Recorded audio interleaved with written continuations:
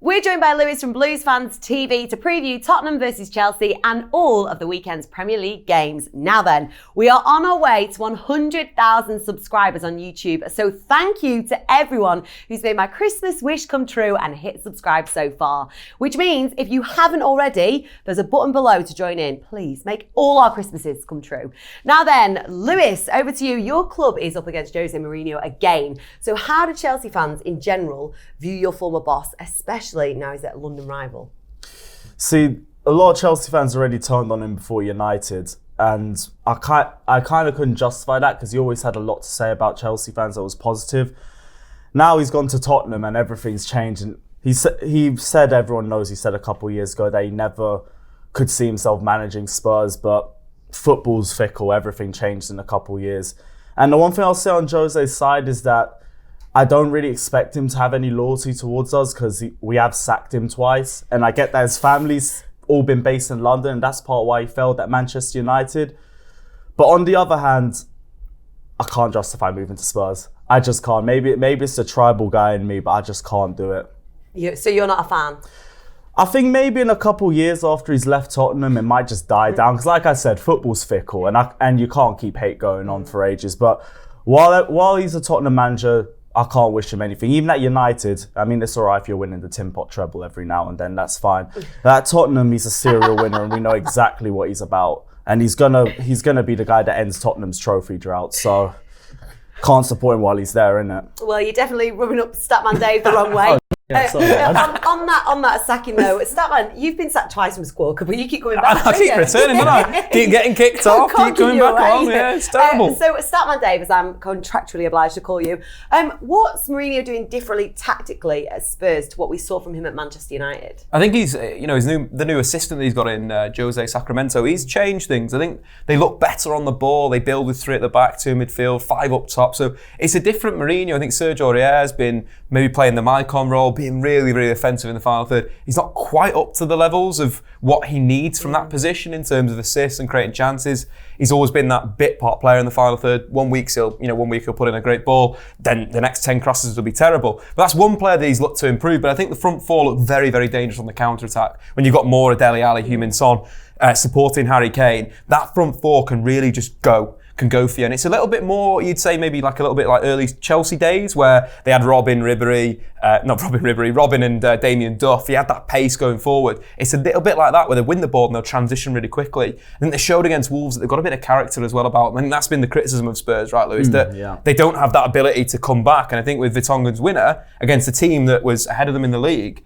showing the Mourinho vibes already, that he can go back, sit, break, hit you with a set piece. So have you been impressed with him then so far? I have been. I think we've got to wait a little bit longer to see the full Mourinho. I think there's still a lot of Pochettino strings in this Tottenham team at the moment, and the way they play, they pass through. We're starting to see a little bit more direct play with the 2 Ali goals a few weeks ago, but it's still Pochettino. So I'd like to see next season or after January if he signs anyone, how this team moves on and how they evolve as a football inside. But so far I've been very, very impressed, and honestly, I expect them to really cause Chelsea a number of problems. Now, obviously, Lewis, Chelsea have had the transfer ban lifted. Do you think that they should invest now in new talent? I think Lampard's going to play it smart. I don't think Lampard's going to just look at the window and ignore it. But Lampard's also the type that will give anyone an opportunity. But he's had 6 months where he's given a lot of the players the opportunity. And now I think he knows exactly where he needs to strengthen. And looking at Chelsea, I mean, off the top of my head, I think we still need a centre-back, we still need a left-back, 2 new wingers and a striker. We're not going to get all of that in January, but that shows how far we are from being the finished article. So I think Lampard will definitely go out into the market, but I think he'll also play smart. He ain't going to throw money on random players like past managers have done, but I think it... Do you think it's a bit of a danger, though, if you say you need to buy 2 wingers and you've just signed Callum Hudson-Odoi on a massive deal? Do you not think he should be getting the preferential game time as well as Pulisic to be Chelsea's next wingers and not really go out there and go, right, let's spend 50 million on a new winger? Do you think that's probably a better strategy? When it comes to wingers, that's more not an immediate change that we need to make. If I'm looking at it straight, left back or centre back, they're the big ones right now.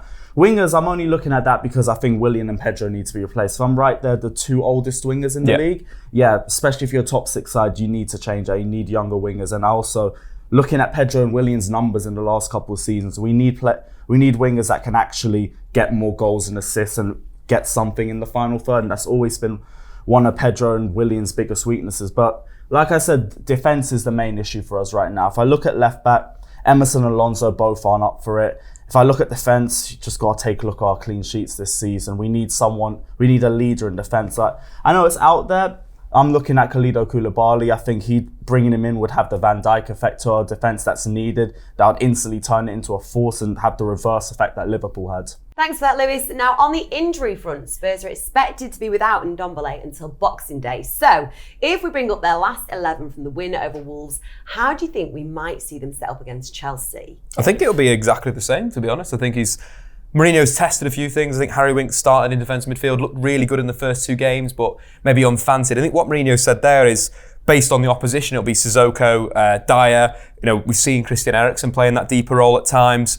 We've seen, obviously, Winks come in there. Ndombele, when he's back, you'd expect him to be the number one. But Sissoko, to be fair to him, has been good in Mourinho's side. He, is that box-to-box role where he's going to be, pushing forward, pushing out wide, covering the flank for the attackers. But I kind of expect it to be exactly the same. We mentioned before, the front 4 have been fantastic. I think Heung-min Son has got the most assists in the Premier League since Mourinho took charge. Dele Alli's back to his former self. And Harry Kane as well. A Diego Milito, a Zlatan Ibrahimovic type player. Harry Kane kind of is that for Mourinho's Tottenham. Then the interesting side against Chelsea, expect Chelsea to have the ball. We'll see Son, we'll see Mora in these deeper positions. Leaving this front 2, Chelsea will try and come out of the back, and you think Mourinho will play a bit of a 4-4-2 on the counter-attack. So expect a lot of transitional play from Chelsea. Maybe not for Tottenham, and expect Chelsea to have a lot of the possession, which is different than what you'd expect in recent years. It is, but you think this is what we're looking at right now? This is the... I can't see anyone coming in. I think Eriksen, if he signs a new deal, would be first choice, but it looks like he's going to be gone. Lo Celso may be an interesting one if you want a bit more structure in central midfield, a bit more work on that right-hand side.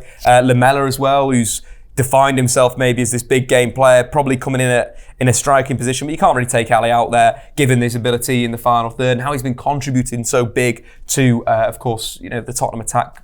Right, so we've got Chelsea's starting 11 from their defeat to Bournemouth on screen. And the latest injury news, as we're recording this, is the Blues will hope to have Tomori fit again after missing recent games.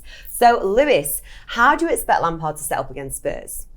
Well, first off, if Tomori's back, I really want to see him in the side because he started the season brilliantly. Other than that, looking at the team, it kind of looks like more or less the same team, because Lampard does have his favourites. I'd say I'd switch Mount for Kovacic, because I think Jorginho, Kante, Kovacic is our best midfield. Only real weakness in that midfield is that none of them really prefer to go for the shot. Maybe I could give Kovacic a bit more credit because he's now finally started shooting. He's got his first 2 goals for us this season. Other than that, I think the front 3 usually stays the same. It's been Pulisic, Abraham, Willian for a majority of games in the league. Jorginho stays the same. I think fullbacks, I'd personally rather switch Azpilicueta into the right and then move James Azpilicueta to the left, James on the right. Mainly because left back's been a huge problem for us this season, and at least Azpilicueta will give us some solidity defensively. James has been a revelation for us this season. He's only continuing to develop. Other than maybe I'd switch Zuma for Rudiger, and other than that, I think that'd be our starting 11. Let's get Rudiger in there. Yeah, there we go. So that you think is the finished article that we're looking at? Definitely, yeah. Because that's probably the same team we've been playing for most of our big games this season. What do you make of that, Statman Dave? Yeah, I think the interesting side is whether Mason Mount comes into the left wing. I think that's the option potentially. We've seen him play there, earlier on in the season, but it's whether his output can continue. Over the last month, he's had the most block shots in the Premier League. I think people have started to work out that he likes to come inside and shoot. So getting a little bit tighter to him. So he's been scoring less goals, 1 since the start of November. So it could be an option, but it's kind of like the form of each player. Pulisic hasn't been in great form the last few weeks. Same with Mason Mount. So it's who you kind of want in that position. I think Willian is in. I think the midfield, as he mentioned, is probably going to be that. I think the defence will look something like that, whether Tomori's fit or not. But it's kind of Mount or Pulisic is the big decision point. Or even someone like Hudson-Odoi. Like Hudson-Odoi would be a great option on that left-hand side, maybe. That would be interesting. The only thing is Hudson-Odoi hasn't really started a lot this season. He's been slowly pushed back into the team. Part of me still thinks he's slowly recovering from that Achilles injury because he hasn't been the same player as last season. But I'm looking at Lampard's favoured Pulisic and Willian on the wings for a number of weeks, so I think he's going to go over that again. Well, thank you very much, Lewis, for your insight there. There are many fixtures taking place across the weekend, so let's have a look at each of them. First off, early kick-off, Everton-Arsenal on Saturday. Dave, what are we saying? We don't know who's going to be the managers at this point. Of time of recording, Ancelotti could be the manager of Everton. We could see Arteta at Arsenal, but could be Lundberg and Duncan Ferguson. I think Duncan Ferguson showed at Old Trafford that he gets the intensity of these bigger games. So arguably, it might be easier for Ancelotti to take charge in the next game. Arsenal looks so bad going forward at the back, everywhere. You know, they had the 7 minutes against West Ham where they played well. They got taken apart by Kevin De Bruyne. So it's whether Everton can get into that space with, with a Richarlison or someone like a Calvin Lewin, who again was a really good target. They can drop off, bring them into the attacking third, get the cross into the box like they did against Chelsea. Quite fancy Everton here. But the two new managers, I'd probably go back to fancying Arteta. So it's kind of one of these things where it depends on who's in charge at the start of the game. Sitting on the fence. Absolutely. Cheers for that, Statman Dave. Right, these are two teams that are both going to want the 3 points. Lewis, Aston Villa, Southampton. Yeah, this one's more about on the relegation side of the table. I think if I had to pick one, I'd lean more towards Southampton. I think their form's been better over the last couple of games. I've recently remembered they got a couple more wins, but that start of the season's been terrible.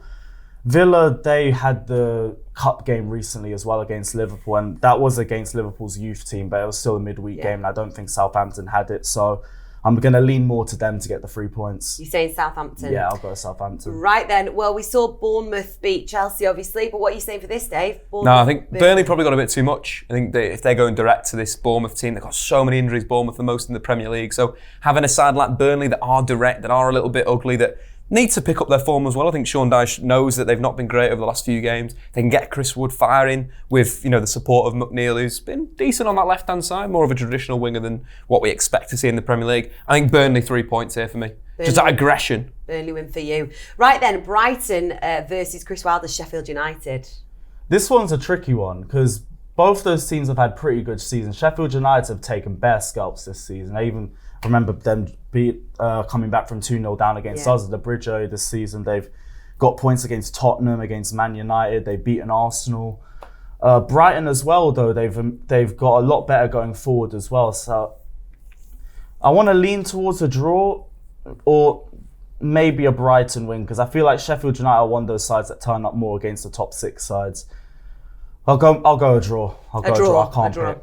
Sitting on the fence again. We're getting a lot of that today, aren't we? Right then, Dave, I feel like you're going to say you're washing your hair when you... Yeah, this is the Statman Dave game to not watch this weekend. Sheffield United would have been a great one to watch with Brighton. This one, do not watch. Newcastle, Crystal Palace is going to be rotten.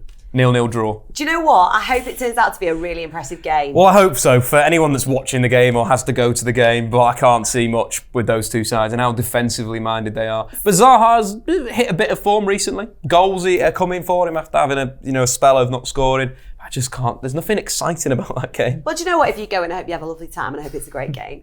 Ignore him. Right, Norwich Wolves then, Lewis. Norwich recently got that 1-1 draw against Leicester, but they've had a really bad run before that.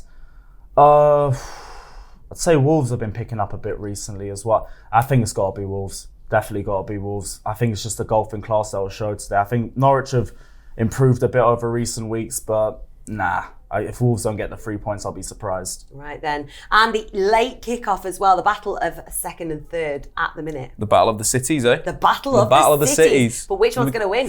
I'm going to go Man City. I think Kevin De Bruyne has played an advanced position in the last few weeks in attacking midfield. If you look at the stats in that position, he's played something like 7 games. He's got 8 assists and 3 goals. So in that position, dangerous Kevin De Bruyne, the Wolfsburg Kevin De Bruyne, arguably. So I think City are going to hit him on the break, and unfortunately for Leicester City, this could be when they drop out of the title race. Yeah, but Jamie Vardy scored 16 goals in the Premier League. He has, but he's only scored 4 against City in the last 5 seasons, I think it is. One of those spells was a hat-trick. When they won the title, and also he grabbed the goal, I think 2 years ago. So he's not great against City, and we've been talking about his chance conversion for a long time. It's still at like 39%. It's really high, too high for him. So he's going to regress. Ever the and optimist. Man City are going to win. Right then, well, let's see. You might add to that tally this weekend. We go to Sunday then, the 2:00 kickoff, Watford, Manchester United.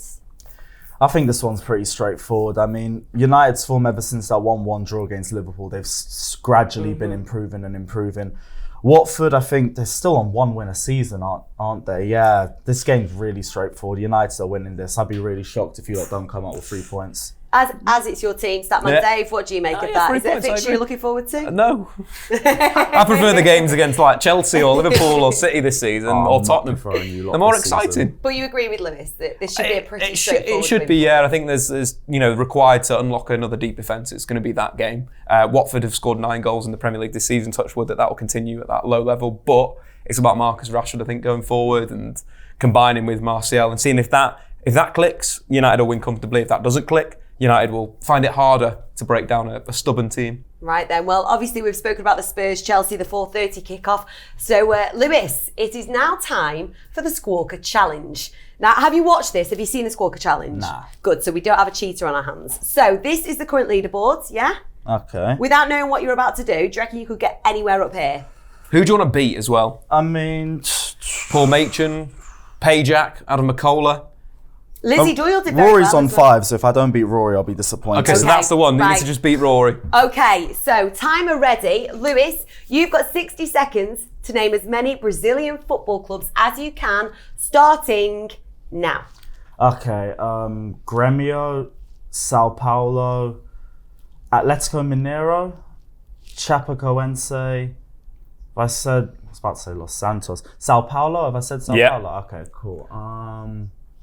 Here's where my mind goes. 2 to beat got Rory. this, you've got this. 2 to beat Rory. 1 to draw. Santos? I said Santos?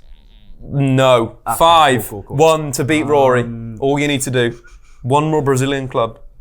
Bahia? I know that's a Brazilian club. 6. There you go. Cool, Rory's that's been one done. Currently in line with Stephen. Right.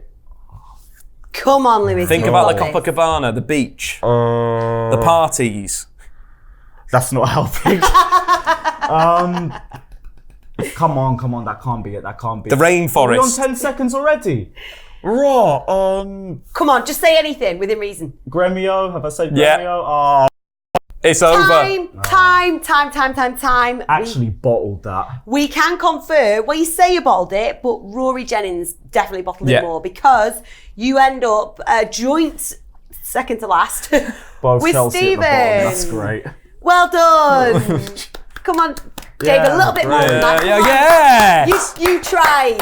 Yeah, that was an attempt, I guess. Yeah, it was. I just didn't see you picturing yourself on the Copacabana. You needed to put yourself in that position. I You're did that, thinking, so I think that's a beach Flamengo thing. shirt, that. Oh, what's that over there? To be honest, I actually think you can blame Statman Corinthians. Dave for doing so poorly. Did I not say Corinthians? No, you didn't. Wow. Yeah. This is what I mean when I said my head was gone after like 30 That's what I mean. seconds. You weren't in the moment. Well, you're not last, and that's something to take away. And Lewis, thank you so much for joining us today.